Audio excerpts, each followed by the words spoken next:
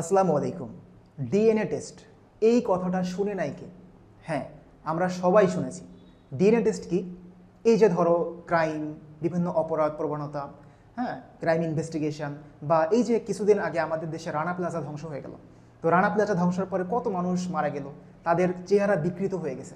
তো এই মানুষগুলোকে আমরা কিভাবে শনাক্ত করছি, যে কে তাদের গার্জিয়ান, তারা কোথা থেকে আসছে, এইগুলোকে আমরা ডিটেক্ট করার জন্য যেটা ইউজ করি সেটি হচ্ছে ডিএনএ টেস্টিং। তাহলে ডিএনএটা কি, যে এইটা দিয়ে আমরা একটা মানুষকে ইন্ডিভিজুয়ালি তাকে শনাক্ত করতে পারি? হ্যাঁ, ডিএনএ হচ্ছে specific for an individual person, মানে প্রত্যেকটা মানুষের জন্য ডিএনএ হচ্ছে একদম স্পেসিফিক। বংশ পরম্পরায় আমরা জানি জীবের বৈশিষ্ট্য মাতা পিতা থেকে সন্তানের মধ্যে সঞ্চারিত হয়। আর এই যে মাতা পিতা থেকে সন্তানের মধ্যে সঞ্চারিত হয়, যার মাধ্যমে মেসেঞ্জার, যে that's called the DNA, and DNA is the nucleic acid. তো আজকে আমরা এই নিউক্লিক অ্যাসিড সম্পর্কে জানব। দেখো, আমাদের শরীরে নিউক্লিক অ্যাসিড বলতে আমরা দুইটা জিনিসকে বুঝি, একটি হচ্ছে ডিএনএ, একটি হচ্ছে আরএনএ।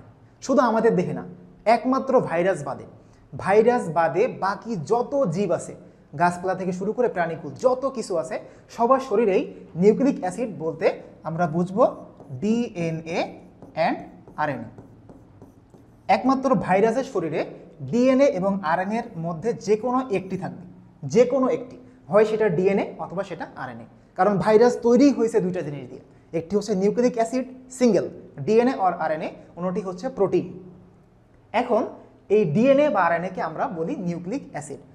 এই নিউক্লিক অ্যাসিড তৈরি করতে গেলে আমাদের স্ট্রাকচারাল কম্পোনেন্ট কী কী লাগবে, এটা হচ্ছে আজকে আমাদের পড়ার মূল বিষয়।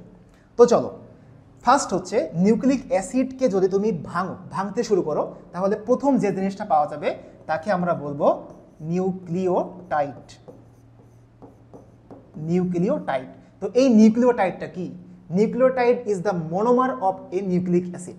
তাহলে এই নিউক্লিওটাইডের ভিতরে কি কি থাকবে? হ্যাঁ, নিউক্লিওটাইডের ভিতরে তিনটা কম্পোনেন্ট থাকবে, একটি হচ্ছে সুগার, একটি হচ্ছে নাইট্রোজেন বেস, এবং অন্যটি হচ্ছে ফসফেট। তাহলে এই তিনটা জিনিসকে যদি আমি এক জায়গায় করি, তাহলে যে জিনিসটা পাবো সেটি হচ্ছে একটি নিউক্লিওটাইড। আর নিউক্লিওটাইডের ক্ষেত্রে যে সুগার আমি বললাম, এই সুগারকে বলা হয় পেন্টোজ সুগার। পেন্ট মানে হচ্ছে 5, অর্থাৎ 5 কার্বন বিশিষ্ট শর্করা। যেমন আমরা গ্লুকোজ চিনি, গ্লুকোজের সংকেতে আমরা কি লিখি? C6H12O6। অর্থাৎ দেখো, এখানে 6টা কার্বন আছে, তাই আমরা গ্লুকোজকে বলি হেক্সোজ সুগার। ঠিক তেমনি পেন্টোজ সুগারের ক্ষেত্রে 5টা কার্বন থাকে। আর একটা কি বললাম? ফসফেট, আর একটা হচ্ছে নাইট্রোজেন বেস। এখন এই তিনটাকে এক করলে পাবো হচ্ছে নিউক্লিওটাইড। নিউক্লিওটাইডের একটা ছোট ভাই আছে, যার নাম হচ্ছে nucleoside.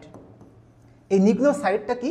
Nucleoside is called dephosphorylated nucleotide. তার মানে কি, যদি নিউক্লিওটাইড থেকে আমি ফসফেটটাকে বাদ দিয়ে দিই, তাহলে যে অংশটা পাবো সেটিকে বলা হয় নিউক্লিওসাইড। অর্থাৎ নিউক্লিওসাইডের মধ্যে কি কি থাকবে? থাকবে একটি পেন্টোজ সুগার এবং একটি নাইট্রোজেন বেস। এখন আমরা যে বারবার বলতেছি নাইট্রোজেন বেস, তো what is nitrogen base? Nitrogen base হচ্ছে 2 টাইপস, 2 প্রকার। একটি হচ্ছে পিউরিন, একটি হচ্ছে পাইরিমিডিন।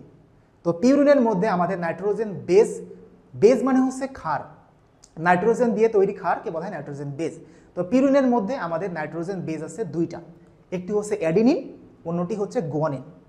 আর পাইরিমিডিনের মধ্যে নাইট্রোজেন বেস আছে 3টা, একটা হচ্ছে সাইটোসিন, একটা হচ্ছে থায়ামিন, এবং অন্যটি হচ্ছে ইউরাসিল।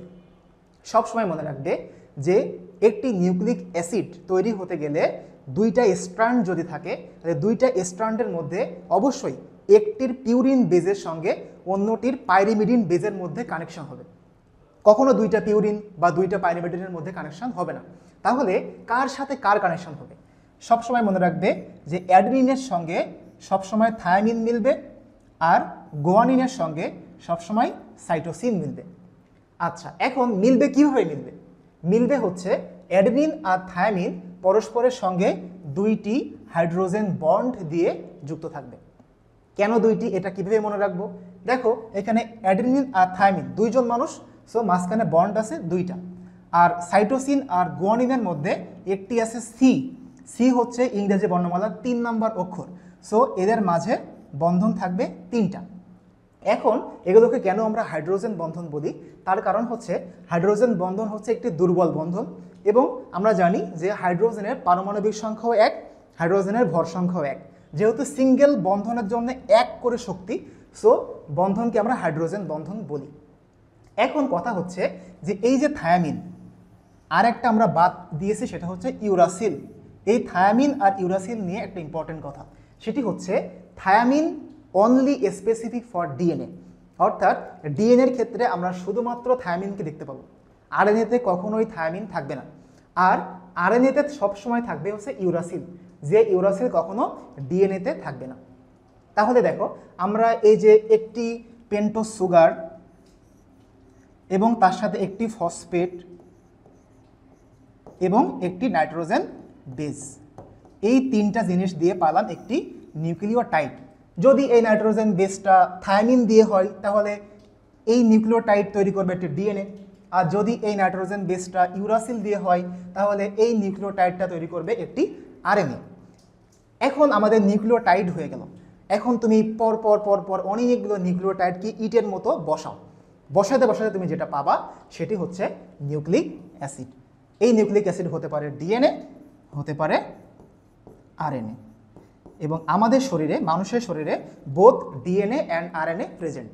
এবং মনে রাখবে, যাদের শরীরে ডিএনএ এবং আরএনএ উপস্থিত থাকে তাদের শরীরে নিউক্লিক অ্যাসিডের মেজর ভূমিকা পালন করে হচ্ছে এই ডিএনএ। আর এজন্যই ডিএনএকে আমরা কি বলি? জিন বলি, কারণ জিনের মাধ্যমে বংশ পরম্পরায় বৈশিষ্ট্য এক জীব থেকে অন্য জীবের মধ্যে সঞ্চারিত হয়। Thank you very much.